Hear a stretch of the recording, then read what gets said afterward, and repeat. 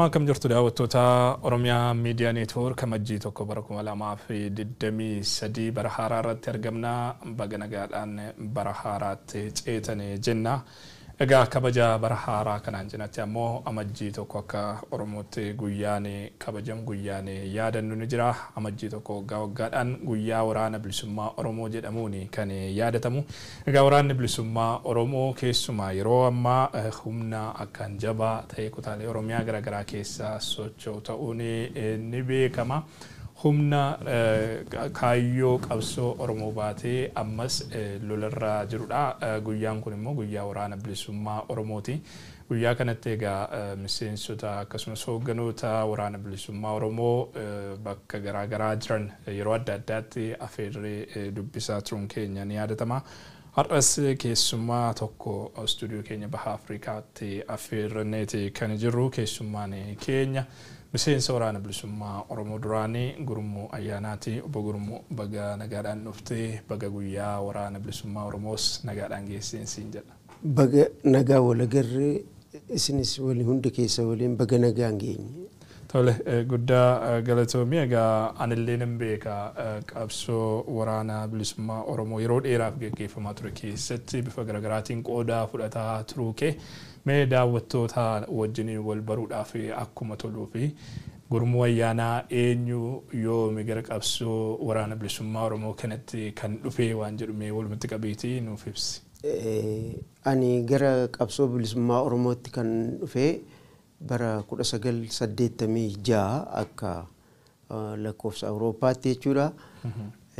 Sanis osoon barnoota dhiisee bakka quraana qara'aa jiruuti. Akka carraa isaanii wajjin yeroo isaan ol ba'anii karaa beegiitiin dhufanii akkasitti uummata barsiisan sana carraa isaanii wajjin wal baruu argadhee achumaan jaalladhee duukaa deeme. Sin duukaa deeme malee boo'ee duukaa deeme.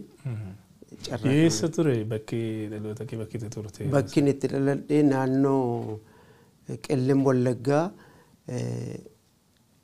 aanaa Daallawaa Baraa jedhama. Ganda qotee bulaa ganda Deentaa Billee lafa jedhamutti dhaladhe. Yeroo sanatti waraanni bilisummaa Oromoo naannoo sana socho'aa ture qubeeffa barsiisuu? Nuti yeroo sanatti barnoota dhiiseetiin gara beegiitii fi naannoo Leeqaa lafa jedhamutu jira. Naannoo kanattiin adeemsa xiqqaatee adeemsa sa'a 9 bakka itti dhaladhe irraa gara sanatti deeme. Isaan immoo karaa daggalaatiin dhaatiirraan beegiidhaaf gaara arbaatiin as ce'anii dhaatiirraan naannoo nuti itti quraana qaraanu sanitti dhufanii uummata barsiisaa turan. Yeroo sana maal barsiisu? Uummata waa'ee Oromummaa barsiisu. Mootummaan kun mootummaa sirna Abashaati. Nuti Oromoodha. Ati maal yeroo naan jedhan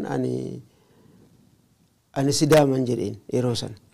Ati Sidaama miti Oromoodha. Lakkee nama amantiin qabaan jedheen. Yeroo akka nuti itti beennu Oromoon nama amantiin qabnetti beekama yeroo sana dur jechuudha. Ani Islaaman jedheen. Lakkii Islaamummaan amantiidha. Oromummaan dhaloota dhiiga saba nuti irraa dhalanne jechuudhaan yeroo isaan kan nu barsiisuu jalqabanitti baay'een haamilee horadhe baay'een butame isaanitti siquu jalqabe jechuudha. Achiin jaal Booruu faatu ture, jaal Alii faatu ture. Booruunillee waliigame Alii ni jirama. Isaan kanaa wajjin wal baree isin duukaa deema malee dheetin ijoollee quraana barattu sana nama 12 achiiti sheeka jalaa sossobee fudhadhee deeme duuka.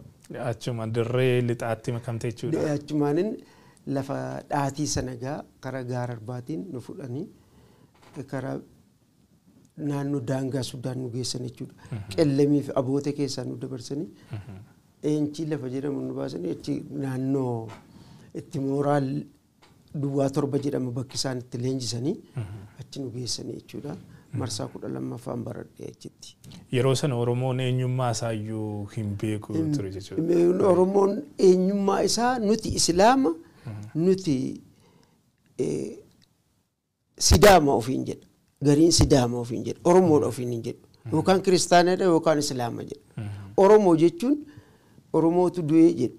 Ganda sana keenyatti Oromootu du'ee jechuun Oromoo nama amantii hin qabne osoo Kiristinnaan kaasii yookaan immoo Islaaman taasisin du'e awwaalan jechuudha. Waan sana argeera nama ooruu mana bataskaanas geessuu dhabanii qabriis geessuu dhabanii kan islaamaa mana biratti awwaalan ijoollummaa kiyyaan argeera jechuudha. Yeroo sana akkas ture saniif namni Oromoodha ofiin hin jedhu. Achiin kitaaba gadaa belbaa kana baatanii deemuu halkan uummata walitti qabanii nuti Oromoodha. Oromoorraa dhalanne. Sabummaan keenya Oromoodha nuti warri afaan kana dubbatu saba Oromooti. Amantiin islaamummaan kiristaanummaan inni kun amantiidha. Lammummaan keenya immoo Oromoodha. Gaanfa Afrikaa kana keessatti warri afaan Oromoo dubbatu kun jechuudhaan yeroo isaan uummata barsiisu jechuudha. Halkan walitti qabanii yeroo tokko dargiin dhufee hordofee bakka sana uummata rukutuu jalqabee uummata sana buqqisanii dargiin dhufee qabeenya isaanii midhaan isaanii tuullaa isaanii gubee horii isaanii saame. Wanbadee nyaachiif turani. Ni yaadadhaa yeroo sana warra afaan hin dubbanne callisanii duukaa deemanii jiran. Isaan sun yeroo Tigireen karaa dhihaatiin 1985 adda bilisummaa Oromoo hanga tokko leenjii muuxannoo wal jijjiirrachuu waan jedhu achiin karaa dhihaa sana seenanii waliin deemaa turan jechuudha. Uummanni Oromoo akka eenyummaa isaa baree mirga isaa falmachuu eegalu taasisuu keessatti illee gaheen waraana bilisummaa Oromoo sun olaanaa ture jechuudha. Isuma kanarraa amma duraanii jaal Taaddasaa Birruus jaal eenyu warri isaan dura turan hundinuu qabsoo karaa nagaa uummata Oromoo karaa nagaatiin gaaffii deebi'u yaalaa turan. Hin danda'amne. Elemoo Qilxuu qawwee jalqabaa kaasee amajjii tokko baddaa Harargee naannoo Carcar gubbaa qorichaatti dhukaasa sirna mootummaa Haayile Sillaasee irratti jalqabe jechuudha. Qabsoon siyaasaa duukaan turre.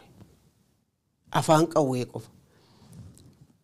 Jaal Taaddasaa Birruutii fi warri sana dura turanoo waldaan Maccaaf Tuulamaa'oo yaalii godheera jechuudha. Oromoon karaa nagaatiin mirga isaa falmachuudhaaf. Of baree akka falmatu.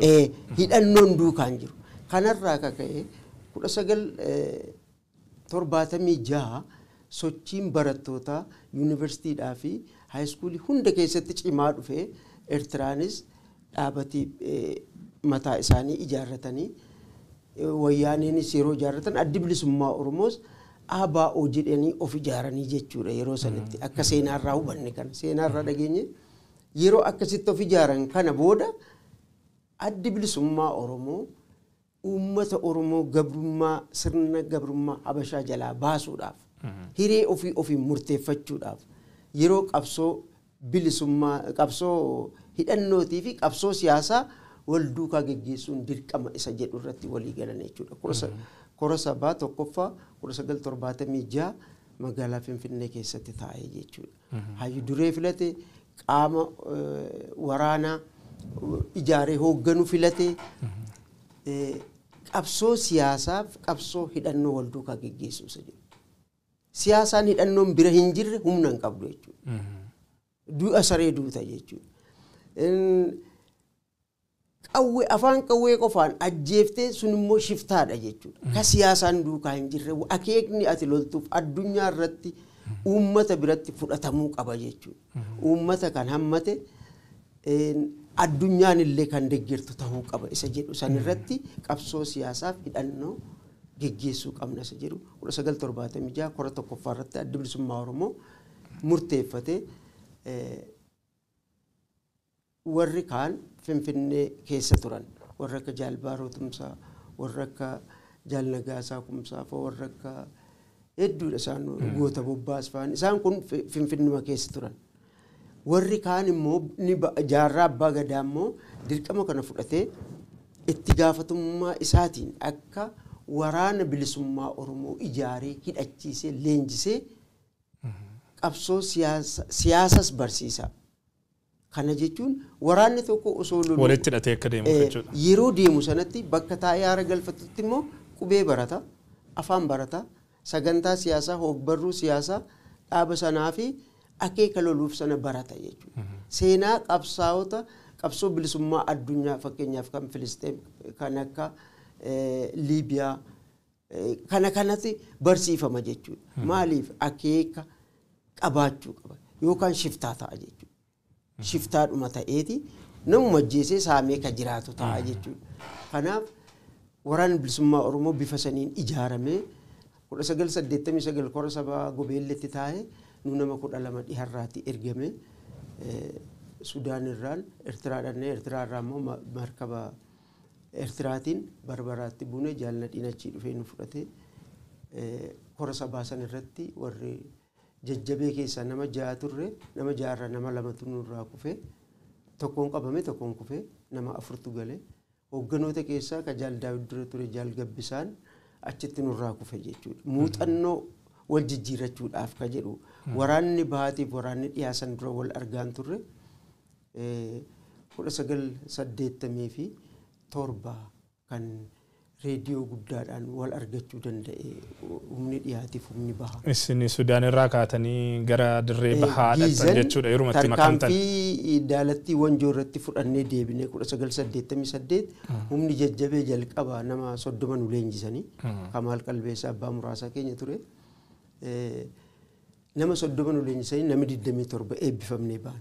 Sana booda dirqama nuu kennanii Sulula Abbayyaa karaa Matakkal Goojjam daalattii kana irratti nu bobbaasanii tarkaanfii daalattii irratti fudhanne irratti waan hin eeggamin argisiifne jechuu gaafa sana. Waraan humni ka'uu hin dandeenye tokkotu osoo hin beekamin itti seennee jajjabeen akkuma wannaatti tooftaa barsiisan saniin irratti tarkaanfii fudhanne guutuutti dhuunfanne sana booda gaafa achi gallu namoota 6 ijoollee jajjabee keessa warreen dandeettii qaban cimoodha jettan jedhaniitti naamusaanis Kamaalitti dirqama kennanii nama 6 achiiti jaal Dibaabaan akka Sudaan deemnu nu godhe jaal Gabbisaa fa'aa wajjin Sudaan wal agarre cayaa Sudaan ka dure Jibril ture Diida Waaliditti nurraa kufe jaal Gabbisaa wajjin nama 200 wayiniti Argeessaa irraa kaane miillaan osoo Ogaadeen kutaa jirru jaal Diimaan Ogoos waliin jirra. Jaal Diimaan dhukkubeennaan ana akka jaal Diimaa biratti hafuna taasisanii jaal Diimaan akka yoo harka diinaa bahuu hin danda'u ta'e jalqaba tarkaanfii akkasirratti fudhattee achi booda dookimentii si harka jiru isa harka jirus akka gubduu jaal Nadhiin dirqama natti kenne akka carraa immoo Waaqayyoon nu gargaaree Sheek Xaliileessaan ni jira. Nama karaa beeku fudhannee warra Ogaadeen kana keessa dhossee oolchee halkan yeroo aduun dhiyu farda kireesseen isarra kaa'eetiin dabarse. Waraanni keenya guyyaa sana asliinis nu duukaa jirti aslii Oromoodha. Achitti nurraa dhuman jechuudha. Naannoo Qabri Bayyaatti dhaqanii waraanni halkan kana guutu deemaa bulee bishaan dhabee bishaan hin jiru gaaddisni jalatti qabataa qabatan hin jiru. Biskuutii yeroo nyaatu bishaan dhabee